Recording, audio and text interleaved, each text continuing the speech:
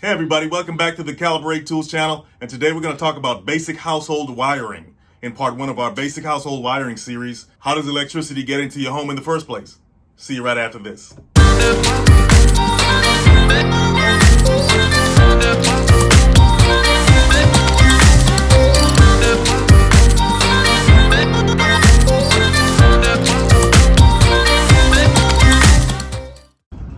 Okay guys, how does the power from the power plant, the electricity, get into your house in the first place?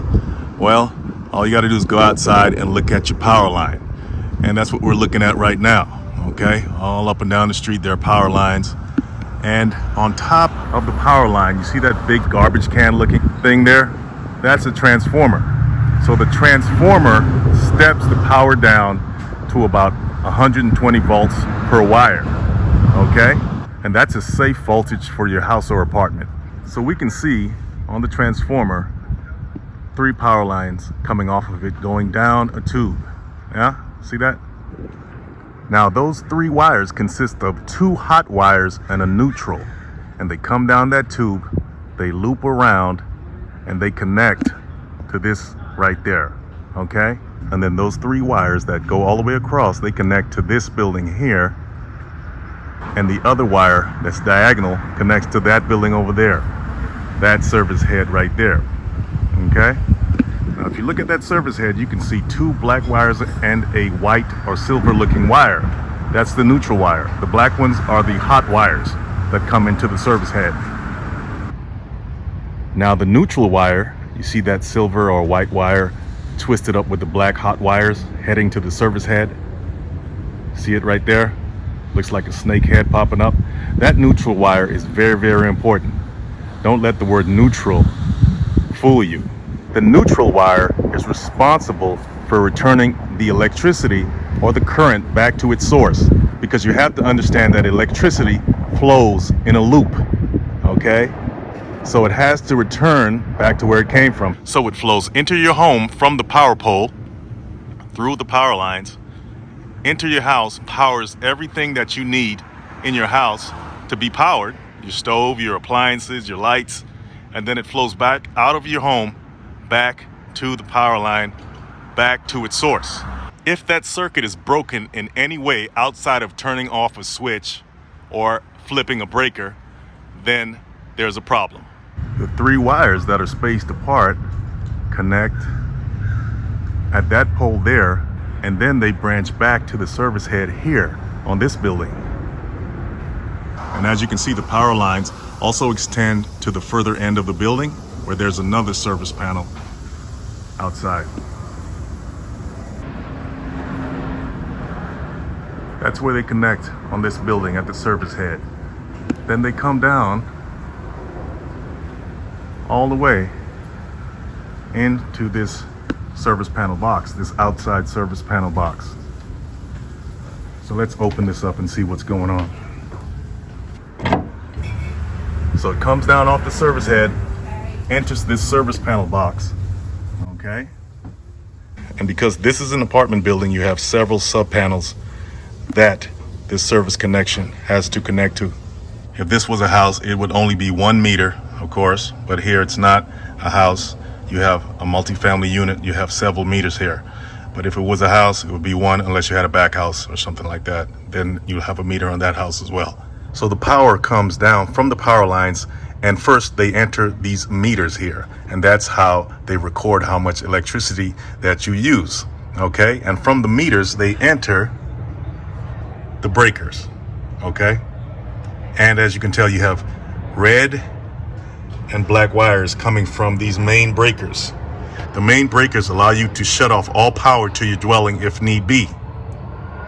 Okay? So once again, they enter the meter first, then they enter your home through these cables. And here is the white wire, which is the neutral wire from the service head.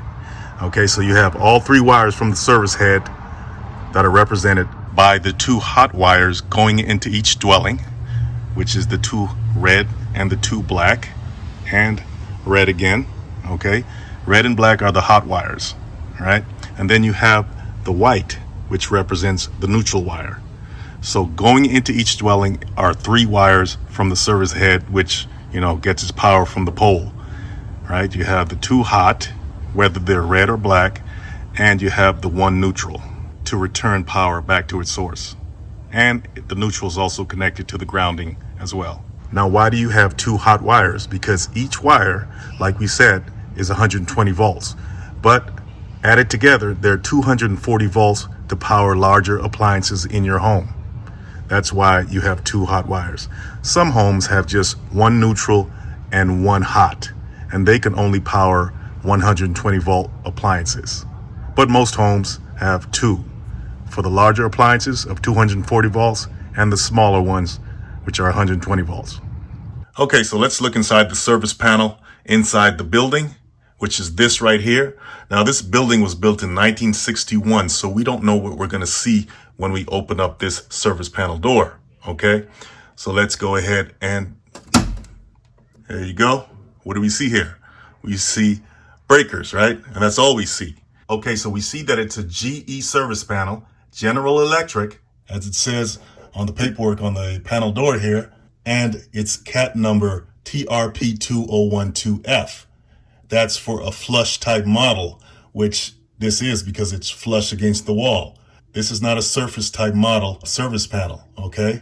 The service panel for that one is TRP2012S. F is for flush, which this box is because it's flush against the wall. It's, pushed in the wall. And S would mean a surface type model. And it tells you right here, okay? A surface type model would sit on the wall. It would be sitting on the wall instead of buried in the wall. So that's the difference between a flush and a surface type model. There's some interesting specs to look at right here. It says 120, 240 volt AC. And if you look at the specs right here, these lines, it says line right here, line A and B, they are the hot lines that come into the service panel, which we're going to look at in a second. But just to go off the diagram, the A and B lines, which are the 2 hot lines that come in from the service head, from the pole, okay, they have their own designated rows. So for example, the A hot line, which comes into the breaker, has its own designated row to service, right?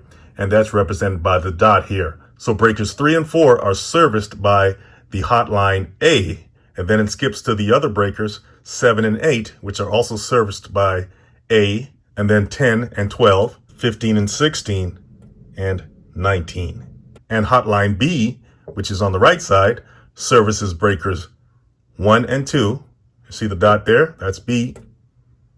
5 and 6, 9 and 10, 13 and 14, and 17. 120 volt, 240 volt AC. The power that comes out of your wall outlets is AC current, alternating current. AC current is a little bit safer than direct current when it comes to being in contact with you. And also, it's less loss in power over longer distances. Okay, it's time to see how the wires from the outside service panel we looked at earlier connect to the inside service panel and how everything comes together. So in order to do that, we have to take off this metal covering. So let's go ahead and do that.